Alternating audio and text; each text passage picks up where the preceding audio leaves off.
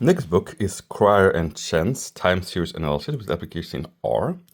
Just like the other application in R books, this is mostly a practical book about time series. So we cover fundamental concepts of time series, trends, stationary time series. We cover models for non-stationary time series, model specification, parameter estimation, model diagnostics, forecasting, seasonal models, time series regression models, time series models of heteroscedasticity, introduction to spectral analysis, estimating the spectrum, and threshold models. So again, a fairly practical book on time series. But I think it's a very good book. I learned a lot from this book, especially on how to do things. Not a lot of math. Hamilton would probably be better for the math. But if you're met with a problem on time series and you want to solve it practically, like a practical problem, this is probably the book you should go for. Very good book. Very happy with this. Next, we have a book by Lindgren. And the book by Lindgren is Statistical Theory. It's a pretty old book, as you can see, and the book is basically a very good introduction to probability theory and statistics. So we see here we have probability models, random variables and their distributions. We have some parametric families of distributions, statistical problems and procedures, which takes a pretty decision theory approach, it seems. Estimation, testing hypotheses, normal population, non-parametric statistics, and linear models and analysis of variance. Very, very good book for basically introduction to probability and statistics. Very practical, doesn't do mathematical intricacies, so absolutely no measure theory. Also, pretty much less good than Blitzstein. Blitzstein is, of course, perfect when it comes to probability, but it is easier than Blitzstein. The statistics is particularly nice, and I would say I particularly would recommend the statistical part of this book, which I think is very well done. I worked to a big part of this text in preparation for my master's in statistics. Because I want a pretty practical book and not something heavily theoretical, since that would not be useful for me. And yeah, it did serve me well. Next is a book that is not mathematical at all. It is The Speech of the Birds by Attar. And it's basically a poem, an Arabic or Persian, I'm not sure actually, poem in I guess the Sufi tradition. So yeah, a pretty nice book. I see it lacks a bit of commentary, but yeah, I really like this one. Next is the book Inequalities for Stochastic Processes: How to Gamble If You Must by Devens and Savage. And the basic setup for this book is that you have $100 and you have to get $400. You have to get it. Like some mob boss is after you and will kill you unless at the end of the night you have $400. So you go to a casino and you want to gamble, and you have $100. You want to get 400. Do you either bet on red black to double your money each time? So you win, you have 200. Then you win again, you have 400. But if you lose, of course, you have nothing. Or do you bet $1 in a turn? So do you bet the maximum amount, or do you bet the minimal amount in order to get to $400? That's the kind of question that this book is basically related to, and that this book treats in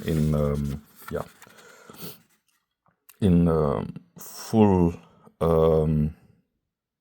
full generality. Well, maybe not generality, but you see here a lot of casinos, fair casinos, run lottery strategies, gamblers' problems. So this is all about gamblers' problems and problems like these. It's amazing book if you're into probability theory. It's very hard. It's a pretty hard book. It's definitely not for somebody who doesn't know probability. You probably need to know quite a lot already. I don't even think Blitzstein would be enough. And of course, mathematics would also be a very hard prerequisite here. So yeah, I highly recommend this book. It's very nice, but perhaps not for the layman. Here we have Survey Sample Principles by Foreman, which is a book about sampling and about sampling techniques. For example, you want to know the average income of the country, and of course you don't want to ask every person in the country in a census. You can do that, of course, but that's too expensive. So you want to sample. How do you sample? You just select people at random, or is there some smarter technique? Because if you select people at random, then there is some probability. There is some probability that maybe you select 100 people at random. Maybe you select 100 women, or you select 100. The probability is low that you do that, but it's there, and so you might actually have a biased answer in the end.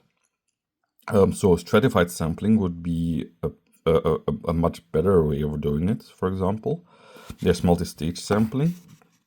There's sampling which proportional to size. So yeah, it's all kind of sampling errors and sample designs and everything. It's a very it's I think I really like this book. It's not a hard book at all. It's a pretty easy book. You just need to know the basics of probability and not even a very deep probability. Basically just mean and standard error and stuff like that. But I really like this book. If it comes to sampling and designing experiments or designing censuses or surveys, this is really a good book. This is really the book that you want. Very nice book. The next book is Statistical Learning with Sparsity, the Lasso and Generalization by Hastie, Tibshirani, and Wainwright. If you don't know, Hastie and Tibshirani are big names in the statistical community, which is why I got this book. And yeah, it's all about generalizing linear models. So we have generalized linear models, we have Lasso, we have several optimization methods, we have statistical inference, matrix decompositions, sparse multivariate methods, graphs and model selection, we have signal approximation and compressed sensing, theoretical results for the Lasso. So it's a good book if you want more on this kind of thing. These are pretty advanced statistical methods already. It would, for example, be useful, for example, if you want to see what kind of genes affect you, because finding genes and their relationship is a pretty hard problem. You have a lot of possible genes out there, many possible genes, and you don't have a lot of experiments. So you sit here with a problem that you don't have a lot of data, but you have a lot of variables, namely genes, and you want ways to cope with that, and then this is basically a way of doing it. I was interested in my master's because it's a very neat technique. It uses quite some techniques from function analysis. For example, the L1 and L2 norms are used extensively. But aside from that, I don't really use it anymore. Still, pretty good book. A pretty interesting topic. Here we have one of the most famous books on statistics. We have Casella and Berger, Statistical Inference. When you want book recommendations on statistics, this is the book that people always recommend. for some reason. I don't really get why. I don't think the book is particularly good. I think there are much better books out there than this one, but yeah, that's what it is. We see probability theory, transformation and expectations. We have continuous families of distributions, multiple random variables, properties of a random sample, principle of data reduction, point estimation, hypothesis testing, interval estimation. You have decision theory, and the analysis of variance, and finally linear regression. Like I said, there are much better books out there. The book is not rigorous, and the book is also doesn't really offer a lot of intuition. It just offers a lot of methods, and that's why I wouldn't recommend the book. Because if you want a book, either it should be very intuitive, it should offer a lot of intuition, it should offer a lot of guidelines, or it should be very rigorous. But this book is neither. This book is just the standard work on the topic. I don't think I would ever recommend this book to anybody. I think there are much better books out there on this topic. Here we have a book, Statistics of Extremes, by Berland, Rugebeur, Segers, and Teugels. What is this book about? The book is about estimating extreme data. For example, the Netherlands was often in the past. There were a lot of floods from the sea, and because there were many floods of the sea, they wanted to build a dam. So how high should we build a dam?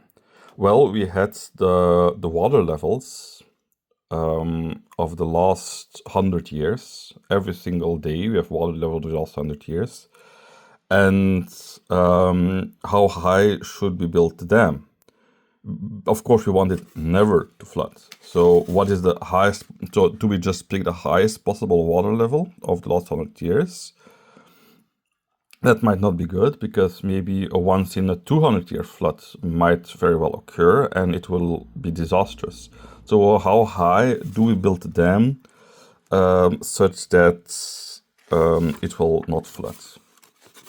Or that are at least to some amount of moderate certainty we are prepared for it never to flood. This is basically the question that the book answers.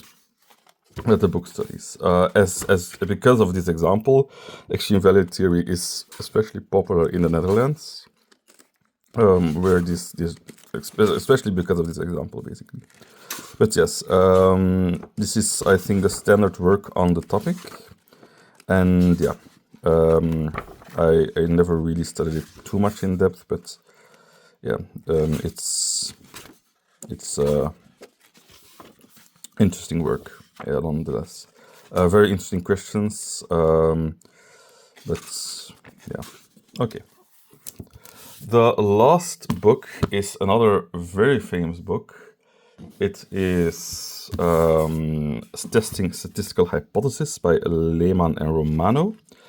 Lehmann, of course, is a big name in the statistical books, and his books are very in-depth, very rigorous, and yeah, it's if you want a book on statistical hypothesis that is as in-depth as possible and as broad as possible and contains every possible result, maybe not fully measured theoretically rigorous, but still pretty damn good.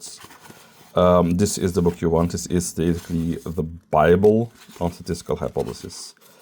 I will of course highly recommend this book, but only it's very advanced already. So if you need to know statistics inside out already to be able to get something out of this book. Otherwise, it's not gonna be too useful to you. And then the final book is another time series book by Coulter-Thwaite and Metcalfe, Introductory Time Series Analysis with R, another with R book, so another book that basically deals with the practical data and how to do it in R. It covers the usual topics all the way to spectral analysis. So yeah, it's a very thin book this time, Book doesn't cover a lot, so yeah. Practical book, I recommend.